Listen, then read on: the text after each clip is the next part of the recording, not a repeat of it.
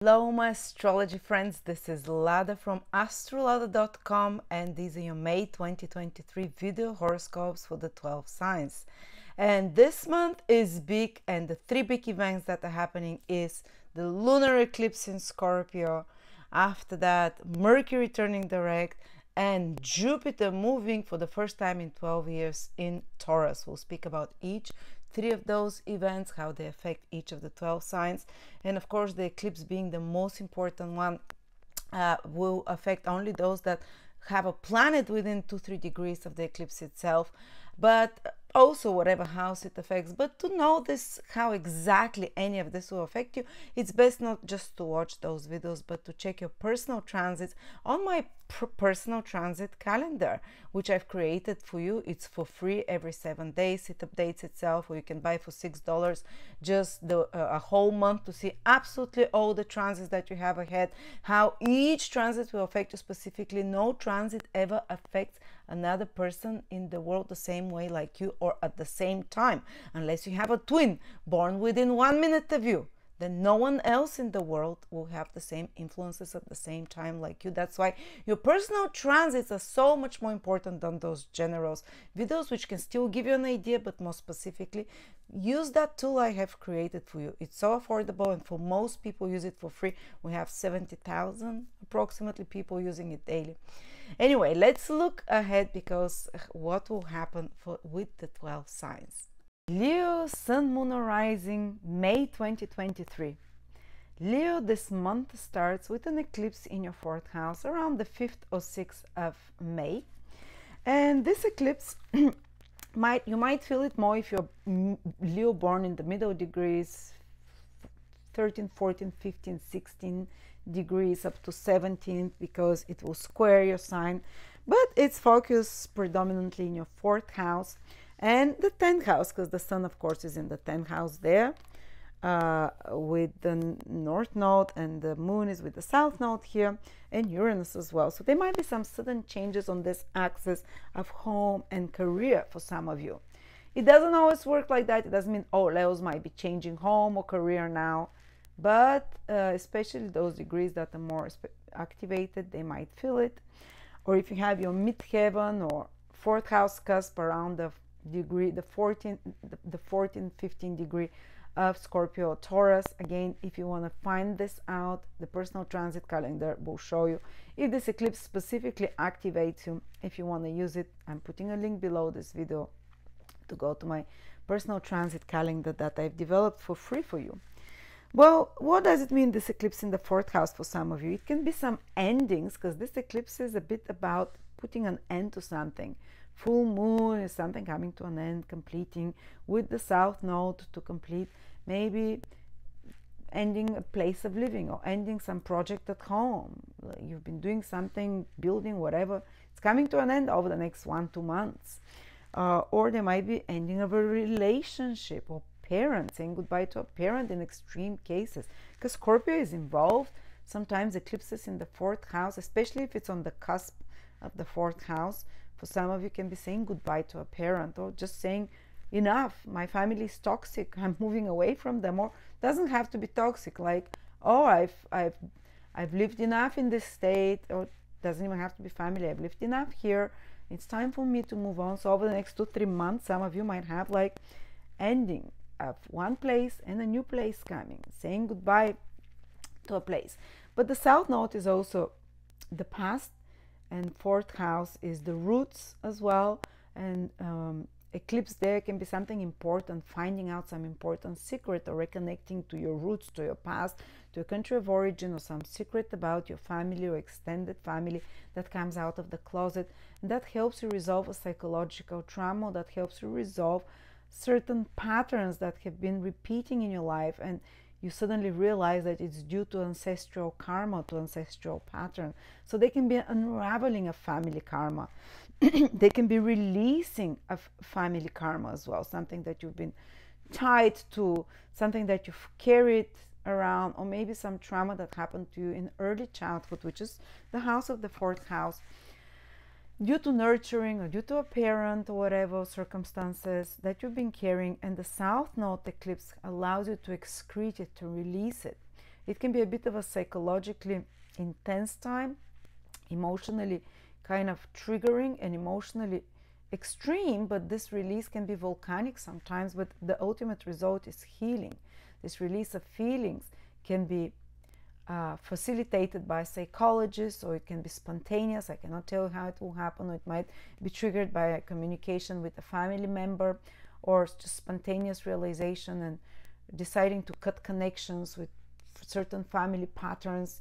Like things have been, till now everyone's been getting divorced in your family, you say enough, I'm not going to carry on this.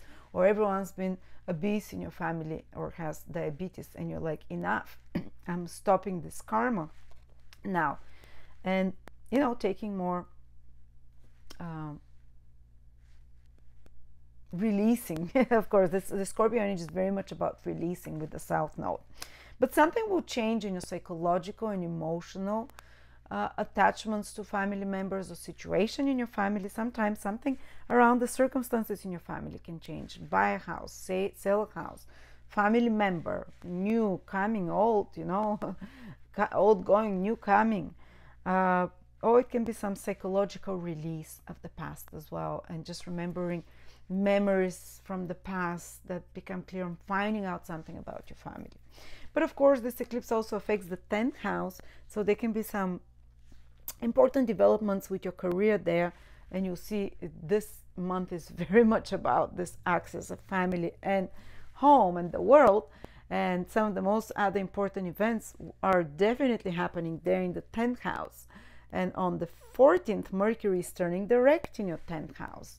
Actually, it's retrograde till the middle of the month, which means that some of you might be rethinking their career. Some of you might be like, is this the right way for me to carry on?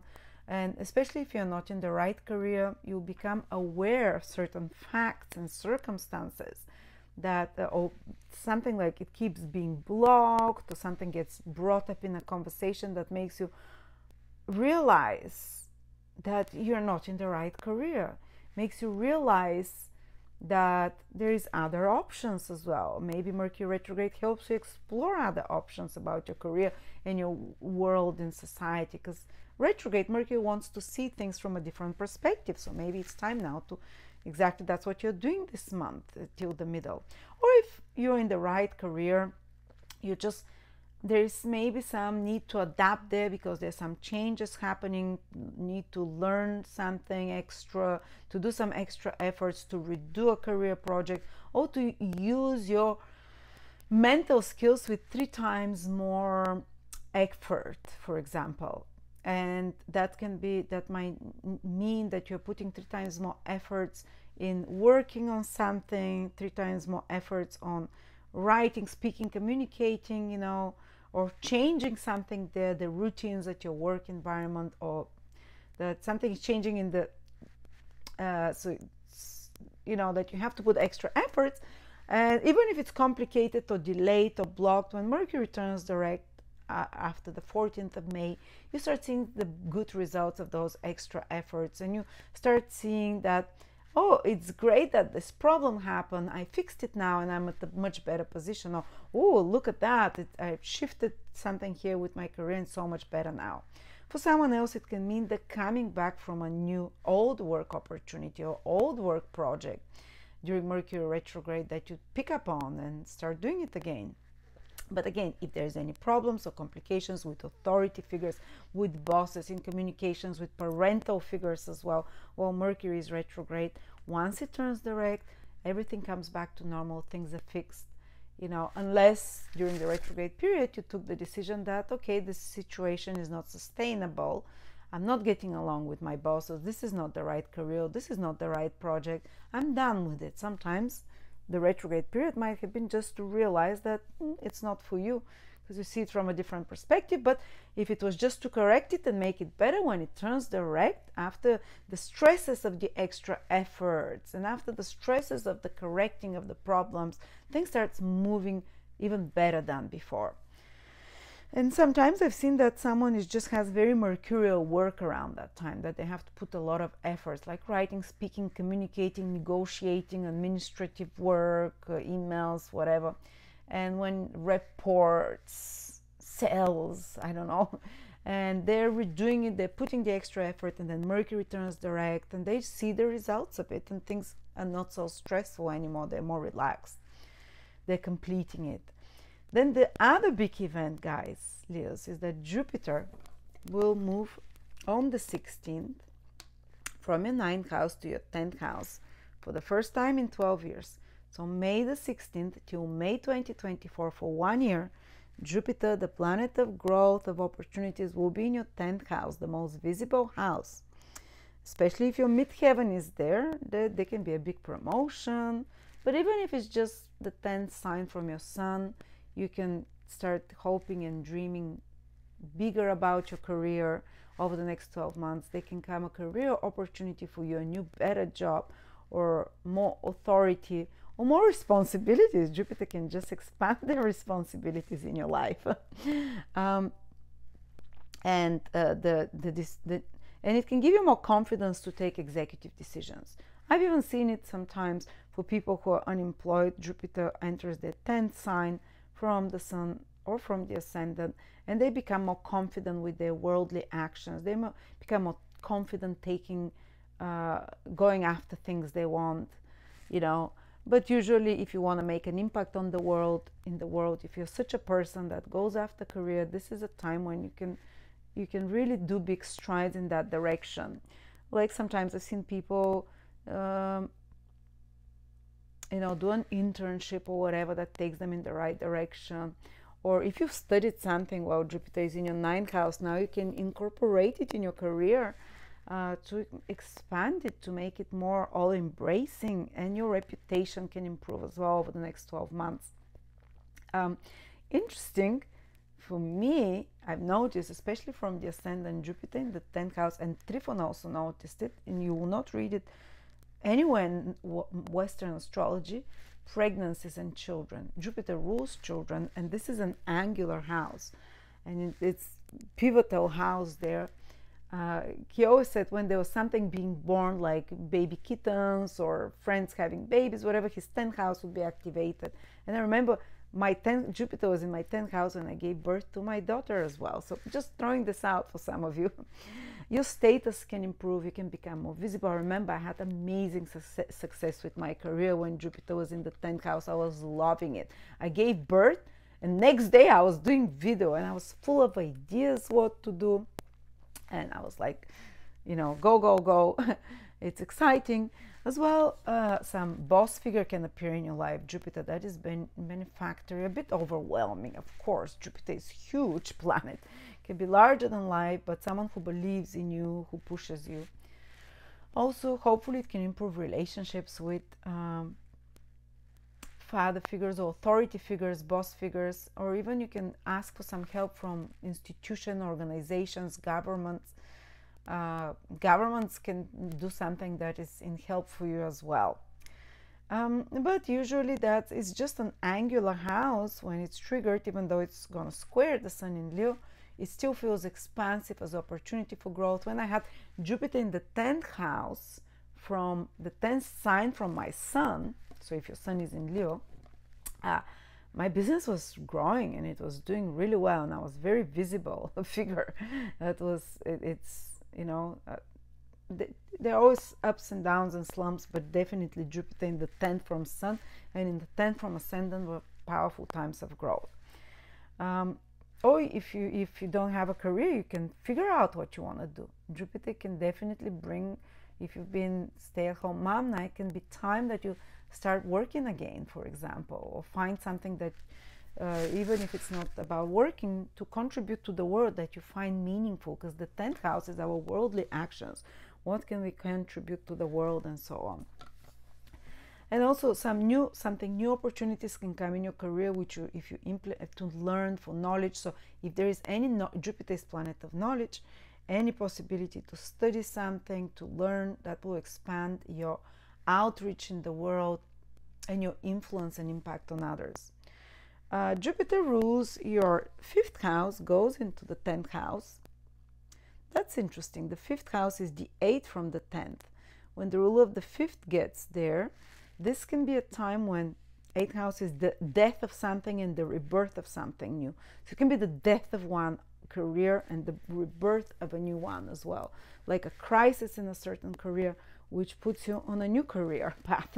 That's interesting. Oh, you can incorporate, let's take the 5th house energy. You can incorporate, wow, I'm Leo moon as well. What am I talking about? That's great for me. I forgot that was Leo moon. Yes, I'm excited. A bit more career visibility. Let's see if it works from the moon. I'll tell you in 1 year as well. So the ruler of the 5th going into the 10th can mean putting more creativity into your career. And 5th house is a very joyful house where you have more autonomy to decide to take again decisions that are your own, creative, original. So you somehow can incorporate into your career this kind of 5th house energy of more fun, joy, creativity, where you have to brainstorm and your own ideas that you can implement.